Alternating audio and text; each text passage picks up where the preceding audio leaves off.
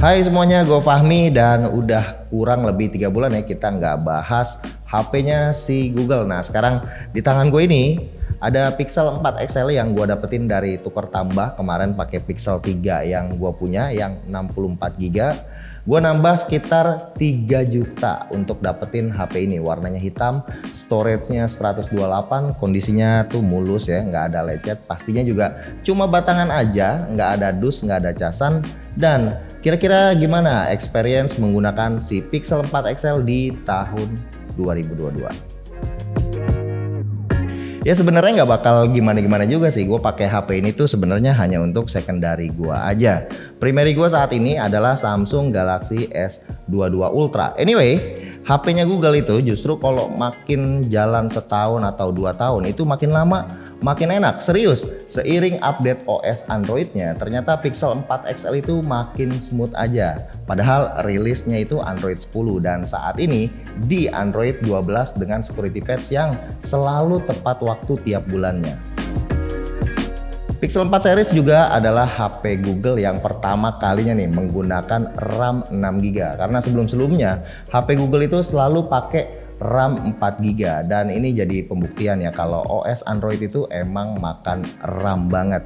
Tentunya buat multitasking, HP Google adalah contoh HP Android yang nggak ada restrik sedikit pun, semuanya di open.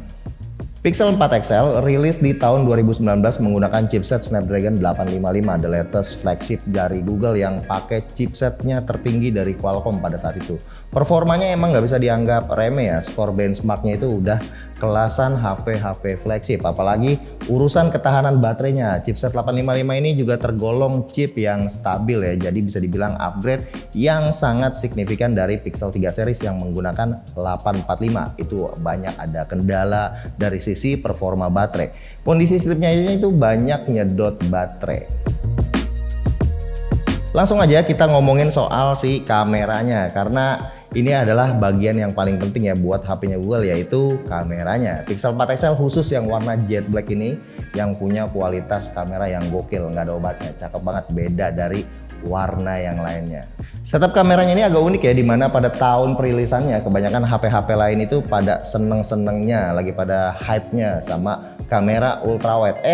Dia malah pakai kamera telefoto, mana telefotonya juga cuma nanggung banget, cuma 2 kali optical zoom. Terus nggak bisa dipakai buat portrait mode, kan ngeselin. Dipakai buat zoom yang jauh sebenarnya itu masih oke ya, di kisaran 5 kali zoom. Cuma ya tetap aja nanggung. Sementara kamera depannya itu 8 megapiksel, jadi nggak bisa rekam video 4K. Perekaman video kamera belakang juga cuma mentok di 4K 30 fps saja, padahal sensor Sony IMX363 termasuk capable. Terus chipset 855 juga mendukung perekaman 4K 60 fps. Tapi logika Google itu berkata lain, emang agak nyeleneh sih, jadinya nggak ada perekaman 4K 60 fps untuk kelasan HP flagship.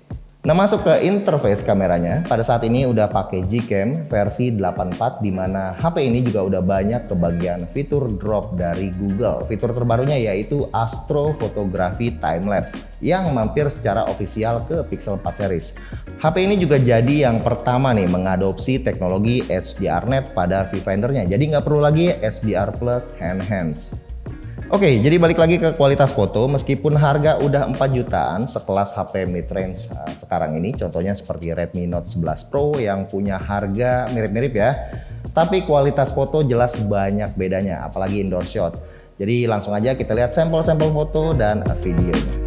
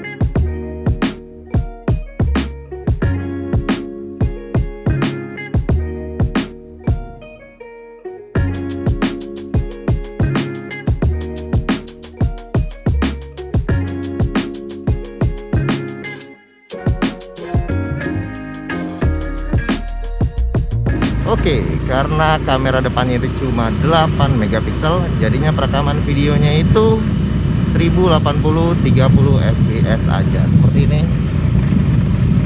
Hari ini mentereng banget panasnya. Dan lanjut, ini kamera belakangnya 1080 60 fps. Fokusnya oke ya. Fokusnya cepet kalau menurut gue sih dibanding Pixel 6 ya. Dan ini resolusi 4K 30 fps. Gue ajak naik motor ya, biar lihat stabilizationnya. Terus dynamic range-nya di 4K 30 fps. 1080 60 mah harusnya udah oke ya. Oke, kita pindah ke lensa telefotonya. Nah, ini telefotonya stabil juga ya. Maksimum zoomnya itu sampai ke 8 kali digital zoom.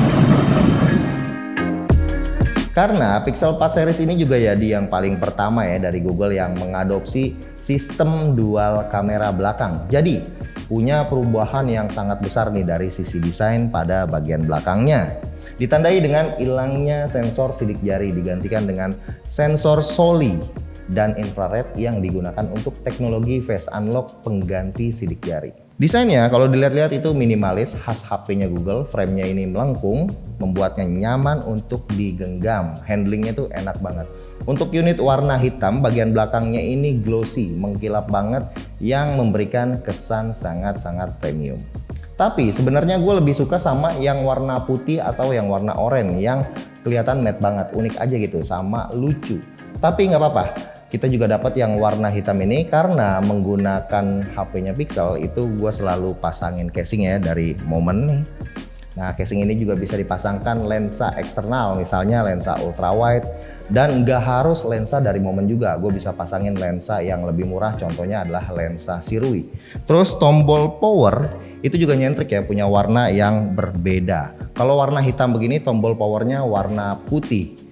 Ke bagian depannya, bezel atas sama bawah ini lumayan tebal, tapi tebalnya ini ada sebabnya karena bagian atas ini banyak sensor-sensor yang termasuk Soli dan infrared yang tadi kita udah mention ya buat si face unlock. Setidaknya jadi punya jati diri nih, nggak ikut-ikutan iPhone yang pakai notch dan nggak mau lagi ngulangin kesalahan yang sama di Pixel 3 XL yang jadi bapak moyangnya HP Android dengan poni terbesar. Layarnya juga OLED dengan refresh rate 90Hz, dan ini juga jadi yang pertama kali dari Google punya refresh rate di atas 60Hz. Tapi dari seri ini ternyata itu banyak kendala pada kualitas layarnya, yaitu green tint dan black crash. Cuma kendalanya ini lebih banyak di seri Pixel 4 versi biasa. Kabarnya nih, display yang digunakan adalah panel dari LG, sementara yang versi 4 XL ini panelnya menggunakan Samsung. Unit yang gua udah punya saat ini itu udah gua tes lebih jauh lagi, cukup aman, nggak ada green tint-nya ataupun purple tint, tapi berasa ada black crash-nya kalau digunakan nonton konten yang ada banyak adegan gelapnya di kondisi yang minim cahaya. Cukup increase aja sedikit brightness-nya, itu udah sangat ngebantu banget. Versi XL ini juga dari dulu selalu ngasih resolusi yang besar-besar ya, yaitu layar beresolusi 2K dan tingkat kecerahannya up to 800 nit yang menurut gue itu udah cukup nyaman kalau di kondisi outdoor. Bezel tebal pada atasnya ini juga dibuat agar punya speaker atas yang cukup bagus kualitasnya. HP ini menurut gue menjadi salah satu HP Android dengan kualitas sound yang sangat baik untuk full multimedia.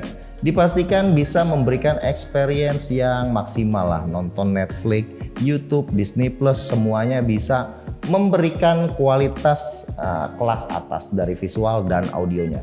Vibrating motor juga termasuk yang terbaik ya dari kebanyakan HP flagship Android. Ngetik tuh jadi nyaman banget. Salah satu kendalanya adalah kemampuan chargingnya nih, yang menurut gue itu udah ketinggalan jauh banget, masih standar fast charging 18 watt aja. Sementara kapasitas baterainya ini 3700 mAh. Kapasitas segini sebenarnya itu udah oke ya, paling ngecasnya aja tuh yang agak bikin ngeselin, agak lama. Dalam pengetesan gue bisa dapetin SOT di atas 4-5 jam dengan penggunaan aktif lebih dari 14 jam. Dan menurut gue ini lumayan hoki ya, gue bisa dapetin HP second punya performa baterai seperti ini. Oke, jadi kesimpulannya menurut gua Pixel 4 XL di tahun 2022 ini ya masih oke. HP ini juga masih satu kali lagi dapat upgrade OS Android ke 13 nanti, dan pada saat beta version kita juga bisa nyobain duluan. Setidaknya bisa dipakailah 2 tahun ke depan. Paling saran gue nih, kalau kalian berniat membeli HP ini, HP yang gak resmi seperti ini, kendalanya adalah sinyal IMEI, dimana kita udah sama-sama tahu ya permasalahannya tuh bakalan seperti apa. Sebagai fanboy Pixel dan pengguna HP yang gak resmi, ya kalian harus siap, pinter-pinter aja dalam membelinya itu di mana. Gue sendiri kalau membeli HP-HP seperti ini, gue selalu lewat orang-orang yang gue kenal dan bisa ngebantu kalau ada masalah apa-apa. Jadi Pixel 4 XL menurut gue ini emang masih mumpuni banget ya, khususnya untuk experience-nya, software Google yang simple tapi bagus diimbangi sama hardware yang pas jempolan, membuat HP ini tuh makin lama makin lebih baik. Gue gak nyangka aja ternyata performanya itu masih bikin nyaman, makin smooth aja, baterainya juga aman lah ya. Apalagi nih kameranya, kecepatan kamera Pixel buat nangkep momen itu emang nggak bisa diraguin lagi, selalu auto bagus. Oke, segitu aja, sekian video kali ini. Makasih buat yang udah nontonin sampai selesai, kasih like kalau kalian suka, jangan lupa subscribe supaya dapat notifikasi nanti kalau udah ada konten Pixel yang terbaru yang masih gue tunggu-tunggu nih perilisannya, yaitu si Pixel 6a. Oke, segitu aja, kita ketemu lagi di video berikutnya. Salam tim Pixel.